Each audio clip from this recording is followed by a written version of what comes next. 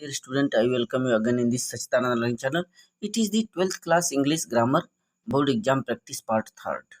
तो student 12th का जो इंग्लिश ग्रामर है इसका ये पार्ट 3rd बोर्ड एग्जाम से संबंधित जो प्रैक्टिस चल रही है, इसके पहले पार्ट 1 और पार्ट 2 यदि आप नहीं देखे हैं तो डिस्क्रिप्शन बॉक्स में उसका लिंक पड़ा हुआ है, वहाँ से जाकर के उनको चेक करें।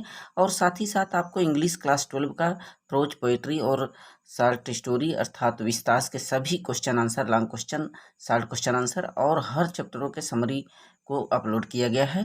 और जाकर के हमारे चैनल पर चेक करें, नीचे डिस्क्रिप्शन बॉक्स में हमारे चैनल का जो प्लेलिस्ट है उसका पड़ा हुआ है। इंग्लिश क्लास 12 एनसीईआरटी बेस्ड जो प्लेलिस्ट है उस पर क्लिक करके आप सारे वीडियो को देख पाएंगे और अपने एग्जाम की प्रिपरेशन कर पाए।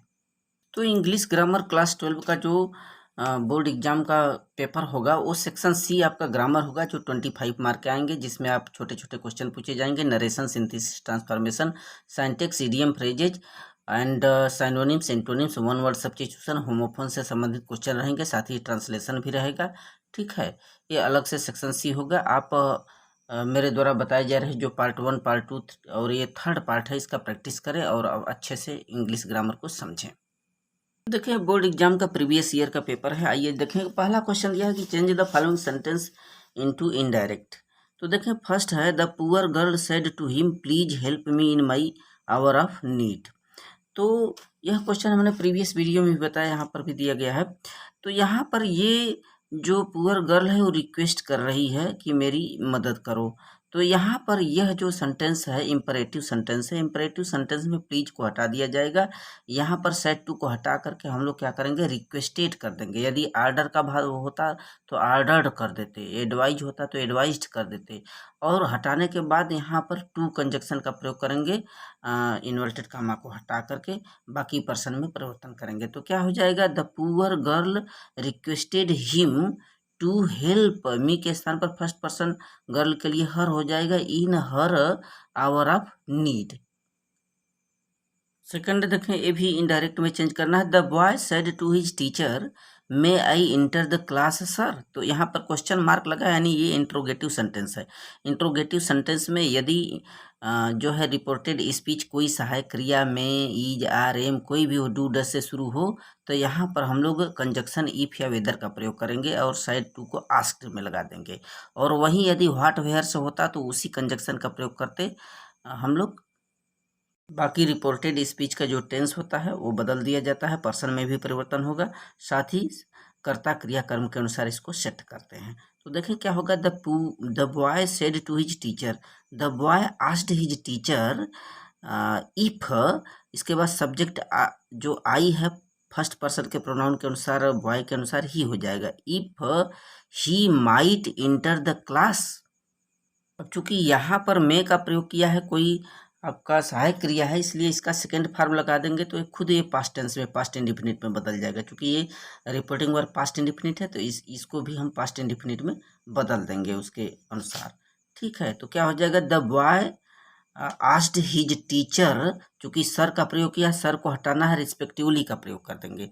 The boy asked his teacher respectfully if he might inter the class. Question mark हटा देंगे तथा फुल स्टॉप लगा देंगे इन्वर्टेड कॉमा हटाने के बाद। क्वेश्चन नंबर फर्स्ट का सेकंड बी पार्ट देखें, combine the following sentence as directed within brackets, यानी कि इसको सिंथेसिस करना है। तो देखें, पहला सिंपल सेंटेंस बताया जा रहा है। तो आई सा मैन ही वाज ब्लिंड, मैंने एक व्यक्ति को देखा, वह व्यक्ति कैसा था, अंधा था। तो यहाँ पर जो ब्लिंड शब्द है एडजेक्टिव है। तो सिंपल सेंटेंस का एरिया थोड़ा सा बड़ा है, मैंने अपने चैनल पर बताया हुआ है, अच्छे से जाकर के चेक करें। और क्या हो जाएगा, आई सा मैन, जिस आदमी को देखा वो अंधा था। तो उस व्यक्ति की विशेषता क्या है, अंधा। तो इस ब्लिंड एडजेक्टिव शब्द को हम लोग पहले जो वाक्य है ए मैन, आई सा ए मैन, मैन से पहले रख देंगे जिसकी विशेषता बताई जा रही है जस्ट। तो क्या हो जाएगा, आई सा ए ब्लिंड मैन। ठीक है, फुल स्टॉप कर दिया जाएगा। सिंपल सेंटेंस यहाँ पर एडजेक्टिव का प्रयोग करके, आई सा ए ब्लिंड मैन। सेकंड सेंटेंस देखेंगे, the boy was punished, the boy was find. यहाँ पर दो वाक्य दिए गए हैं, इसको कंपाउंड में बदलना है। जो लड़का था उसको सजा दिया गया और उस पर जुर्माना लगाया गया। तो यहाँ पर दो वाक्य हैं, दोनों को जोड़ना है। कंपाउंड सेंटेंस में हम लोग so, at, all though, as well as, both, not only but also, nevertheless, ये सब तमाम वर्ड्स से जोड़ा जाता है।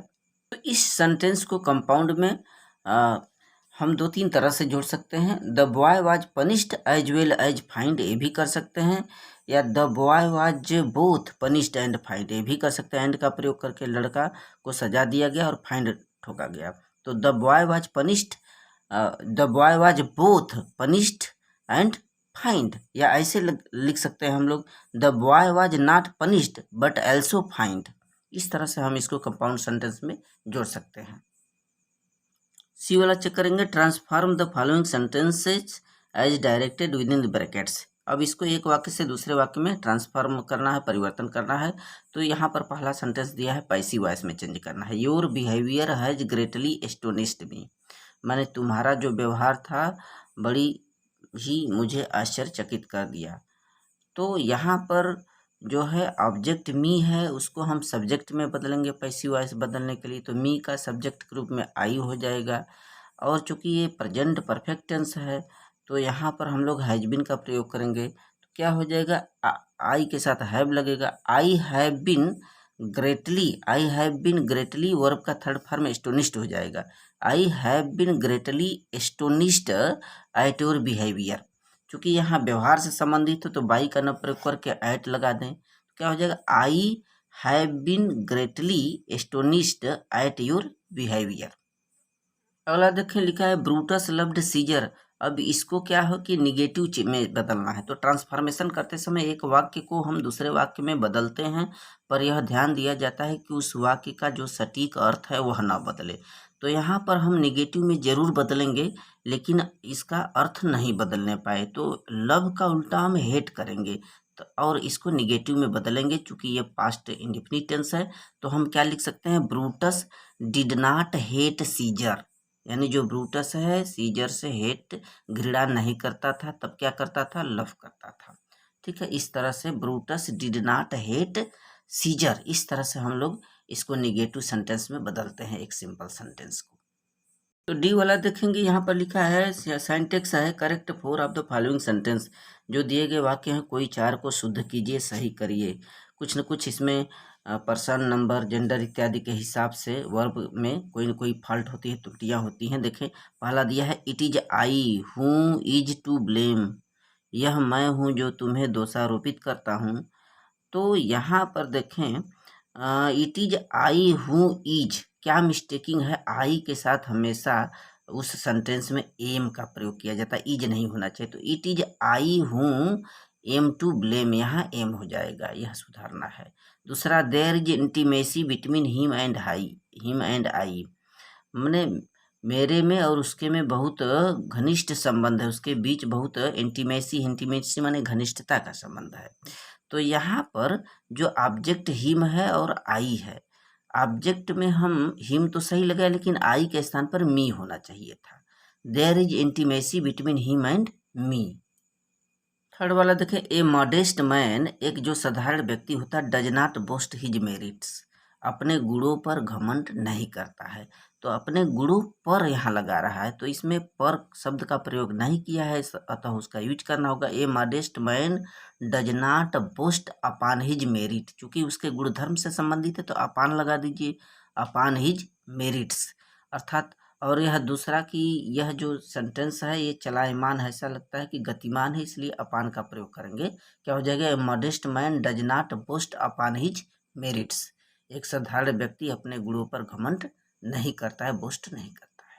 फोर्थ देखे दिया है, you are right to hold that opinion, उस विचार, उस राय की होल्ड माने दृढ़ता में तुम सही हो। तो यहाँ पर उस विचार की होल्ड में, दृढ़ता में, पकड़ में, यू आर राइट, आप सही हो। तो मैं शब्द का प्रयोग है, यहाँ से टू हटेगा, इन होल्डिंग का प्रयोग होगा, you are right in holding that opinion. Fifth दिया है, they repented to go on strike, माने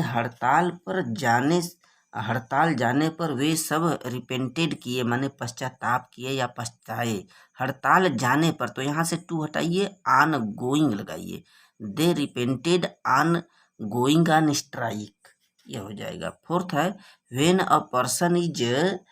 when a person is tired they should relax for a while. क्या इसमें मिस्टेकिंग है? जब एक आदमी थक जाता है तो वो थोड़े समय के लिए आराम कर लेना चाहिए उसे। तो when a person is tired, बीच में अर्ध विराम लगाएंगे, फिर दे नहीं लगाएंगे। ए पर्सन के हिसाब से यहाँ ही का प्रयोग होगा। He should relax for a while. ये मिस्टेकिंग है, इसको सुधारेंगे। अगला क्वेश्चन देखिए, दिया है कि use the 3 following idiom and phrases in your sentences. अपने शब्दों में इनका यूज करना है, इडियम और फ्रेजेज जो मुहावरे हैं। कीथ एंड कीन। कीथ एंड कीन का मतलब होता है रिलेटिव, रिश्तेदार। तो इसका कोई भी आप यूज कर सकते हैं, प्रयोग कर सकते हैं। जैसे I have sweet behaviour with my Keith and कीन। मैंने अपने रिश्तेदार से मेरा जो है मधुर बिहेवियर है, व्यवहार है। ये शब्द एक बार उस सेंटेंस में आ जाना चाहिए। हैंड ओवर माने दे देना होता है कोई चीज़, तो इसका यूज कर सकते हैं। I handed over my all property to other. वह शब्द एक बार यूज हो जाए उस सेंटेंस में। अगला है एक काक एंड बुल स्टोरी, माने कोई अविश्वसनीय कहानी या कोई मनगढ़ंत कहानी। इसमें हम यूज कर सकते हैं कि my grand father told me एक काक एंड बुल स्टोरी। मेरे दादाजी ने मुझे एक अविश्वसनीय या मनगढ़ंत कहानी बताया। अगला है टू फीदर वंस नेस्ट। इसका मतलब कि किसी मुसीबत में पड़ना, इसका यूज कर सकते हैं। I fail in to feathers one's nest. अगला है through thick and thin. Through thick and thin, देखें, थ्रो थिक एंड थिन इसका मतलब होता है किसी ट्रबल में पड़ जाना, मुसीबत में पड़ जाना। टू फीदर्स वंस नेस्ट माने कि इसका मतलब होता है कि कोई घोंसला बनाना। जैसे a bird made a to feathers one's nest, एक जो पक्षी होती है घोंसला बनाई। तो इस तरह से हम इसका यूज करते हैं। अगला देखिए दिया है एंटोनी विलोम शब्द बताना है। वेलावर माने होता है वीर या साहस। इसका होगा डरपोक, कावर्डिस, COWARDIS। वार माने होता है युद्ध, इसका जो अपोजिट होगा पीस होगा। साइनोनिम देखिए, यहाँ पर पर्यायवाची शब्द पूछ रहा है। कंटेंटमेंट माने होता है सेटिस्फैक्शन, संतुष्टि। ठीक है, कंटेंटमेंट का आप सेटिस्फैक्शन लिख देंगे। वर्बल का मौखिक यानी कि स्पोकन या जो मुख से बोला जाए, कहा जाए। यहाँ पर देखिए सबस्टिट्यूट वन वर्ड, अनेक शब्दों के लिए एक शब्द का प्रयोग करना है। वन हु नोज एवरीथिंग, एक व्यक्ति जो कि हर कुछ जानता है, उसको बोलते हैं ओमनीसिएंट, OMNISCIENT, सर्वज्ञ। एक व्यक्ति जो सब कुछ जानता है उसको बोलते हैं omniscient. One who can not read ना राइट, जो ना तो लिख पढ़ सकता है उसको निरक्षर बोलते हैं। इंग्लिश में इलिटरेट, ILLITERATE। अब ये होमोफोन्स है, इसका यूज करना है, अर्थ इसका अलग होगा, वर्ड एक जैसे होंगे। जैसे इंसिडेंट, एक्सीडेंट। ठीक है, तो इंसिडेंट माने होता है घटना और एक्सीडेंट माने होता है दुर्घटना। जैसे there are many incidents about 15 August, 15 अगस्त के बारे में बहुत सी घटनाएं हैं। एक्सीडेंट माने दुर्घटना होता है। ही किल्ड इन एक्सीडेंट, ठीक, या 2 person killed today in accident. So thank you student.